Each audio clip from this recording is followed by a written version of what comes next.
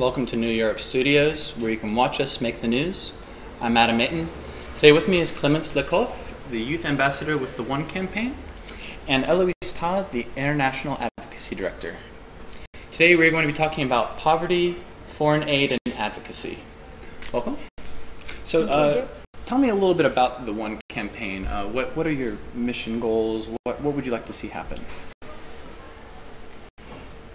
So, One is an NGO who launched the One campaign, One Vote 2014, and for that they ask to young people, young citizens, to go and lobby and advocate to MEPs and candidates to the European Parliament. So I'm part of the Youth Ambassador program for Belgium, and this program is also in other European countries, such as in Italy, in France, in the UK, in Netherlands, and in Germany. As young ambassadors, we went to see the candidates at the European Parliament to ask them to sign our pledge, and if they sign, it means that they support our cause, which is fighting against extreme poverty in Africa. And what is extreme poverty exactly? There's a line, right? Yeah, extreme poverty is calculated if you earn less than $1.25 a day. And how did the pledges go today? I understand you had some success. So today we had an amazing day because we were all together, all the youth ambassadors in Brussels, and we went to the European Parliament to meet MEPs with all the One staff, and it was very, very enthusiastic and motivating because all the MEPs were here and they talked to us, they asked us why as young citizens we were doing that, and it feels like we can be optimistic about development aid. And how did meeting with the MEPs go? I mean, I imagine some of them were very enthusiastic about signing on to this pledge, but were there any that needed a little bit more persuasion? Yeah, some of them liked to make us talk. So it's really important for us to know the facts and the figures so we can actually explain and convince them with real figures and real facts. And it's not like we are just saying we have to fight, we have to fight. It's like we have a concrete problem and we have to find a concrete solution. We found that solution, but we need politicians and the people who make the decisions to act. And we ask for their support to act on that.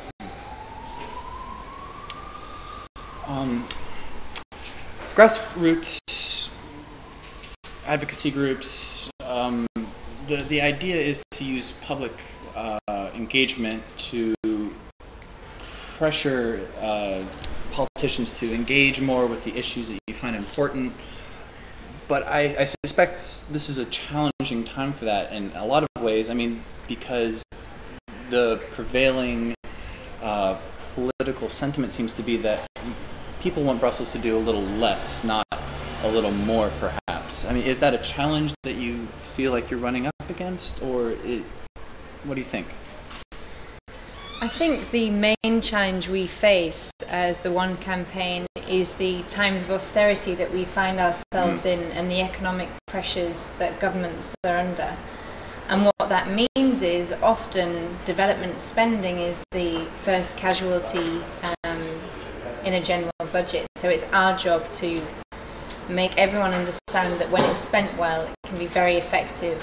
For example, extreme poverty was halved in the last 20 years, but not enough people know that. So we try and spread that message.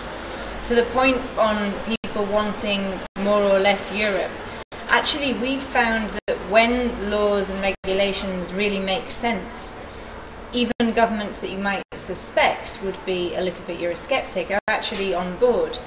A great example of that was the law we helped pass on extractives transparency, where oil, gas, mining and forestry companies were obliged to publish the money that they pay to governments in countries in which they operate on stock exchanges. So that law hasn't yet come into effect, and although that's financial regulation, the leading voices on that included the UK government, for example, and also the French government, and Germany also hopped on board. So actually it depends on the issue, and it depends how sensible it is and what the ramifications are. So the reality of work in Brussels is often a little bit different to the hoopla and the hullabaloo that's created in the media about it. You mentioned transparency issues, tackling global poverty. What are the concrete steps that you want to see enacted that would help that issue, help those issues? So today we are and the youth ambassadors are working on transparency. We think that transparency is so important in Africa because it could help the people to know how their money is spent.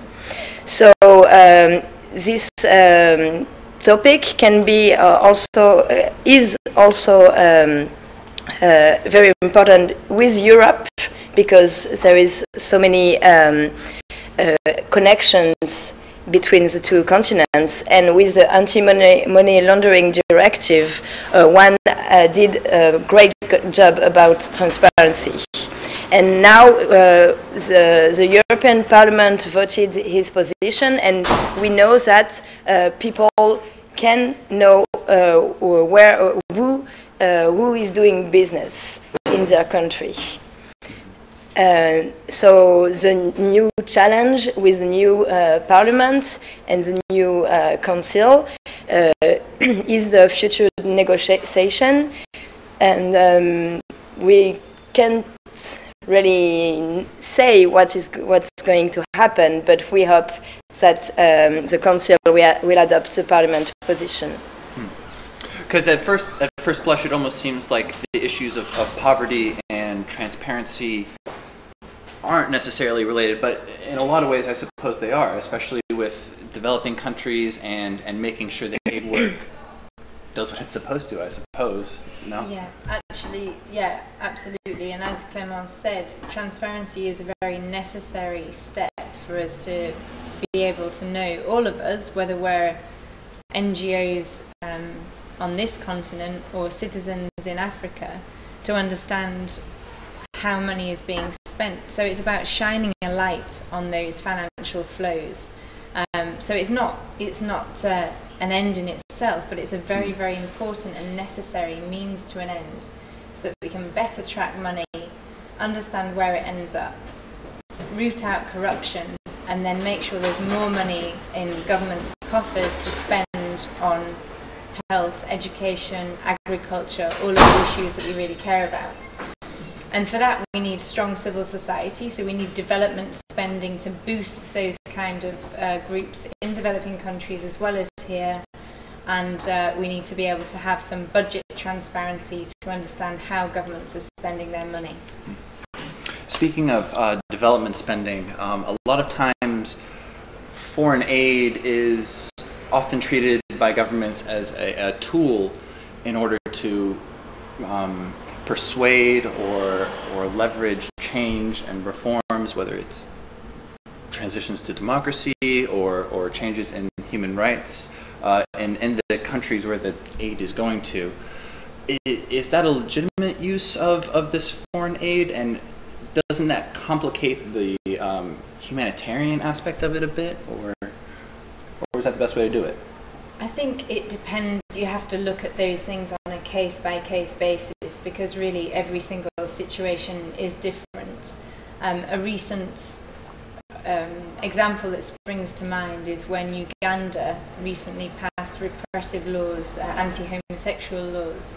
So some governments, for example, like the Dutch government, decided to cut off some aid, but specifically aid to the Justice Ministry that was meting out these kind of punishments and changing the laws.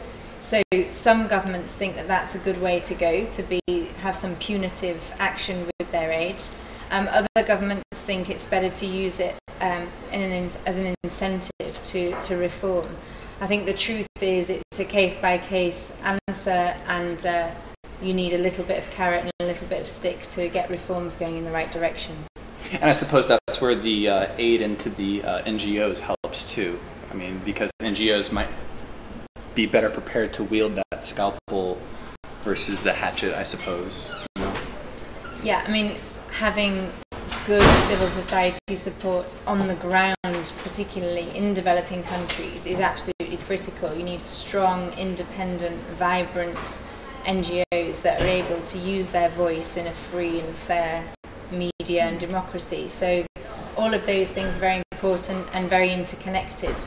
So you can have a strong civil society, but you need strong democratic basis in which their voice can be heard. So it's all important. All interconnected. Yes. Yes, yes. Excellent. Well, is there anything else you guys would like to add? Just to say we're incredibly proud of the effort of our 140-ish youth ambassadors like Clemence, from not only from 6 countries, but from many more places within that mix. There's so many nationalities represented, and we're hoping today to get the amount of MEPs signed up to our pledge up to almost, we hope to tip the 200 mark today, and it's June the 24th. I don't think they're officially MEPs until July the 1st. We've got a goal to get more than half of the European Parliament signed up, and that's looking good. So we're very pleased, but of course this is a start, not an end. We will hold them to their pledge, and we will keep going till we get as many MEPs as possible. But it's thanks to the work of youth ambassadors like Clemence. So, un grand merci. De rien. Excellent. Thank you for joining us. I'm Adam Aton. This is New Europe Studios. Thank you.